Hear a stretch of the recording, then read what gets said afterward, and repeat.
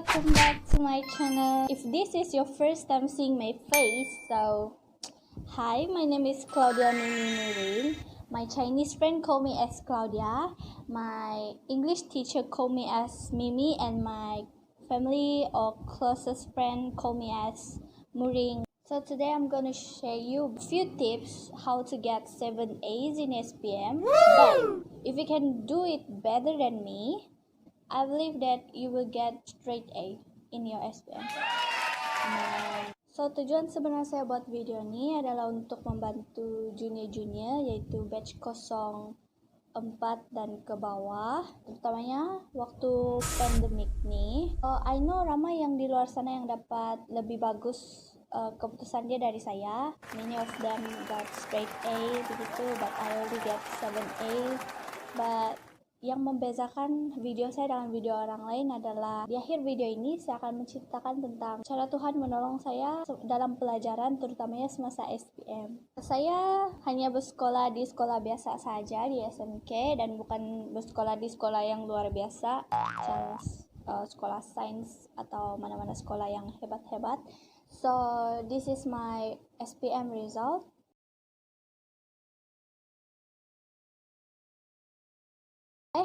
Terkejut, kenapa tidak ambil science stream? Sebenarnya begini, di awal tahun 2019 saya terpilih untuk masuk ke kelas science stream, tetapi sebelum saya menginjak kaki ke dalam kelas science, saya mengambil keputusan untuk berjumpa dengan pengetua sekolah dan berbincang untuk mengeluarkan saya dari kelas science sebab saya nak masuk kelas sains sukan. Dari dulu lagi saya memang betul-betul minat nak belajar sains sukan. Cita-cita kau dengan cita-cita kawan-kawan kau tak semestinya sama.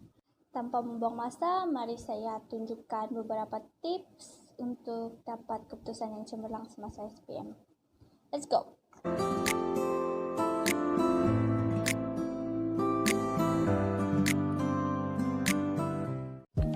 Mengimbangkan masa Anda belajar dengan aktiviti-aktiviti lain dalam kehidupan Anda seharian, adik-adik perlu bijak menguruskan masa.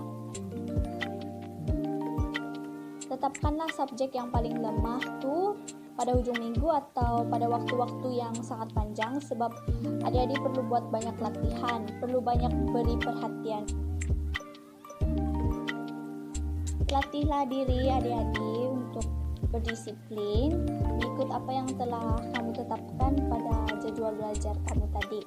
At first you will rasa annoying, but trust me, kalau 1 bulan boleh bertahan, ia akan jadi kebiasaan. Your habit can change your life. Apa nih perasaan yang saya selalu tengok bahwa itu skrip. Saya sudah sedia skrip begini panjang untuk buat nih video. Saya sempat mengikuti banyak aktiviti sukan. Saya seorang kapten bola keranjang di sekolah saya. Saya juga seorang atlet jarak jauh di sekolah. Dan saya sempat mengikuti Sabah Games pada 2019. Extra information, saya juga seorang women referee in Spitang. I told you because I want you to know that even I was active in curriculum, but I still can manage my time to study.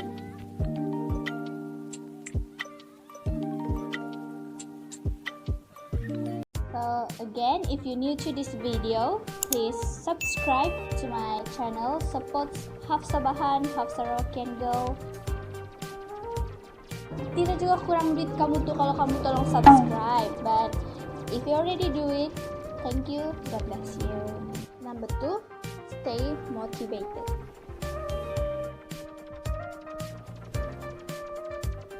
Mental adik-adik kena kuat ya, terutamanya waktu sekarang nih. Kadang pada online class, kalau datang malas, mulailah tuh tak semangat nak belajar lagi. Kalau cara saya ngam dengan cara adik-adik, Anda boleh coba. Korang lekatlah gambar parents korang, supaya kalau korang rasa patah semangat, so like aku mesti buat yang terbaik untuk masa depan saya, untuk meningkatkan image keluarga saya. So bersemangat balik untuk belajar. Ataupun korang boleh coba untuk senaraikan semua impian-impian anda. Contohnya macam saya nak rumah impian saya begini, saya nak ada kereta impian begini, nak kerja macam ni, and then lifestyle kau macam ni. So beberapa impian tu yang adik senaraikan, tulis dan lekat supaya menguatkan semangat untuk terus tetap belajar. Ingat, korang kena konsisten dan perlu berusaha. Kalau korang sekarang hidup susah, jadilah orang pertama yang membuat keluarga anda hidup senang. Ketiga, persekitaran perlu bersih dan selesa. Apa perlu bersih dan selesa? Sebab pikiran korang akan jadi tenang dan korang akan rasa semangat untuk study. Kalau boleh, study tempat yang sunyi dan tidak sebarang gangguan seperti smartphone. Macam saya pun belajar di bilik mini PSS yang lama tidak digunakan. So basically ramai kawan-kawan saya yang lain yang di asrama waktu itu belajar di bilik belajar, tapi saya belajar di bilik berasingan. Bukan sebab saya sombong atau tamak ilmu kan gitu. Sebenarnya saya seorang yang introvert, so saya lebih selesa bila saya belajar seorang diri berbanding dengan study group.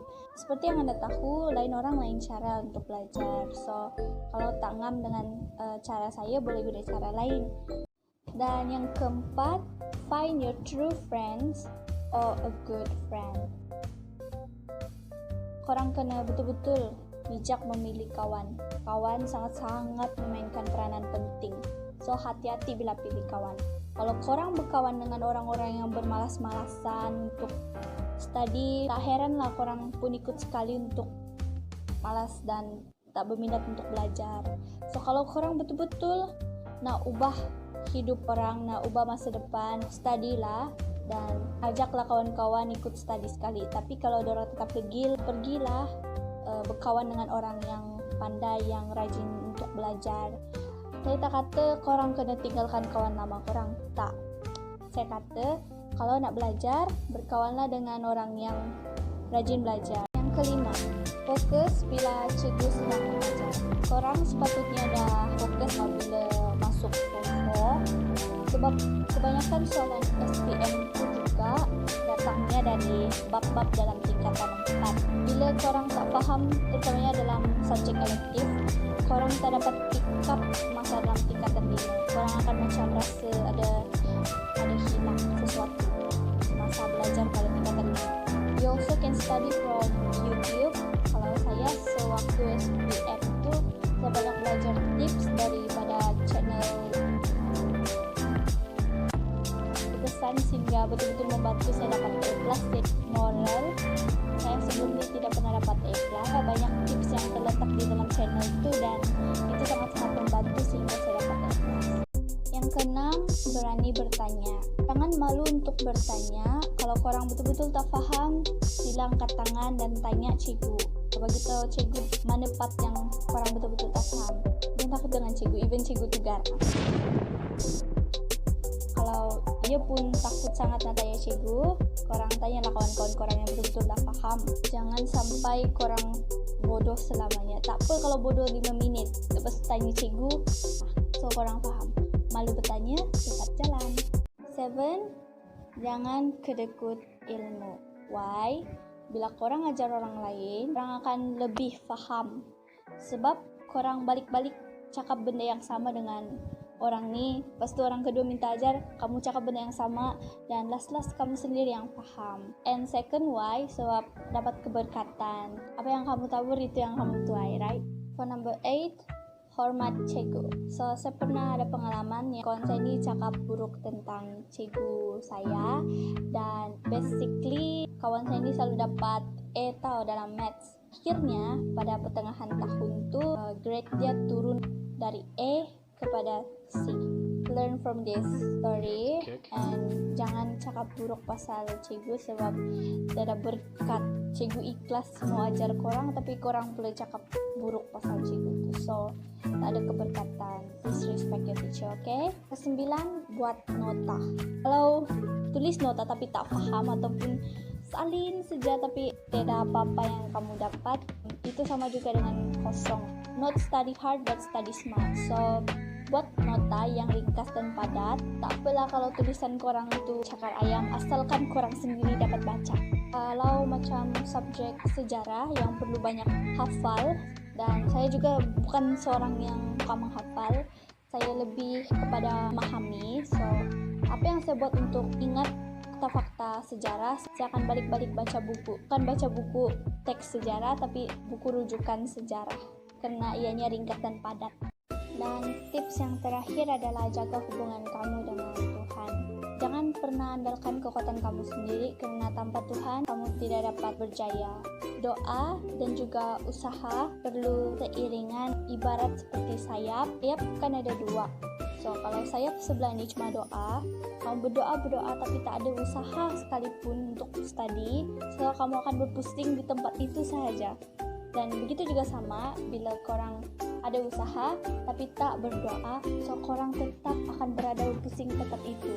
Perlu ada dua-dua nih, yaitu doa dan juga usaha. So korang boleh terbang menuju ke puncak kejayaan. Ini adalah kesaksian saya. 2 minggu sebelum SPM saya mengambil puasa, yaitu puasa Daniel, puasa daging. Tujuan sebenarnya saya mengambil puasa itu bukan untuk diet atau something, tapi tujuan sebenarnya saya adalah close dengan God dan fokus untuk study lah. Kebiasaan saya semasa di asrama, saya akan selalu bangun awal pagi, kira-kira pada pukul 4 atau pukul 5 untuk baca Alkitab, kemudian study, terutamanya masa 1 study maths lah dan sejarah. Sebab bila belajar waktu subuh tuh tak sangat-sangat fresh, masa 1 lagi sejuk, so semangat sangat. Saya juga ingin kongsikan bahwa Alkitab itu bukan saja dapat menyucikan hati, batin, jiwa, dan juga pikiran kita, perbaiki sikap kita ke arah untuk mencintai Tuhan. Selain daripada itu, Alkitab juga dapat memberikan hikmat. Cikgu BM saya selalu katakan yang untuk dapat E dalam BM, korang perlu banyak membaca. Tapi bila saya renungkan balik, saya tidak juga berapa banyak membaca buku, terutamanya waktu SPM, karena betul-betul tiada masa untuk baca buku cerita atau something. Yang selalu saya baca adalah Alkitab. Alkitab yang saya baca adalah Alkitab bahasa Melayu dan bukan bahasa Indonesia. Ayat-ayat tuh sangat-sangat membantu masa buat karangan. Kita akan baca Alkitab tuh balik-balik. Bila dah habis, kita akan ulang balik, dan supaya saya ingat keseluruhan cerita dalam Alkitab tuh. Kalau korang masih bingung macam mana cara study korang ni sebenarnya, berdoalah pada Tuhan. Tanya Tuhan, apa strategi cara belajar korang yang berkesan? Kalau saya, Tuhan berbicara lewat hati, atau dia berbisik dari hati. Saya dengar yang saya perlu banyak buat latihan, dan benda ini sangat-sangat berkesan. Itulah yang saya lakukan sepanjang SPM itu. Saya latihan buat karangan, BI pun begitu juga, terutamanya grammar semasa BI. Dan kepada student yang di luar sana, tolong ingat apa yang saya cakap, jangan terlampau berharap pada soalan ramalan SPM.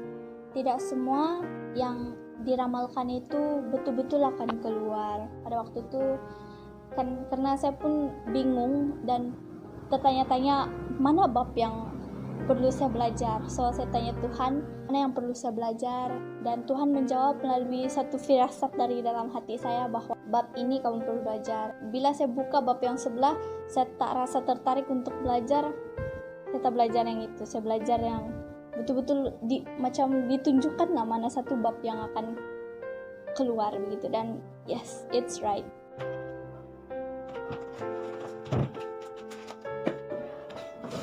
Wah, paper science tadi saya sangat-sangat bersyukur, sebab apa yang saya belajar itu yang keluar. Dan saya tidak baca pun langsung, even karena bagi ramalan sains ya, saya mengharapkan Tuhan, apa yang saya belajar itu yang keluar. So saya sangat-sangat bersyukur. Jesus, I love you. That's what a special things we have as a child of God. Lain kali jangan mengharap pada ramalan, tapi berharaplah pada Tuhan. Karena firman Tuhan berkata, Yeremia 17 ayat 5 berkata, Beginilah firman Tuhan, terkutuklah orang yang mengandalkan manusia, yang mengandalkan kekuatannya sendiri, dan yang hatinya menjauh daripada Tuhan. It's a video for Pepper Science. Yang terakhir, kesaksian dari saya, bila korang rasa yang korang tuh memang dilahirkan bukan dalam keluarga yang bijak pandai, atau korang rasa bodoh atau something, mintalah pada Tuhan. Yakobus ayat 5.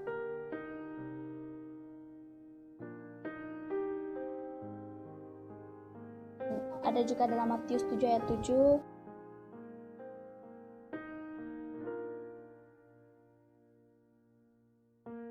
My last advice is don't give up. I know it's not easy. Untuk lulus itu senang. Kamu perlu belajar dan kamu dapat lulus. Tapi untuk cemerlang, straight A itu perlu lebih usaha. Sometimes kamu akan rasa depressed or sad, lack of sleep, but trust me, jerih payah kamu tidak akan sia-sia. So good luck, jayo. I think that's all tips that I want to share with you. If you like this video, please give a big thumbs up, subscribe and comment to this video, and support me to get 1K subscriber. Hope you have a great day. God bless you all. Goodbye. See you in the next video.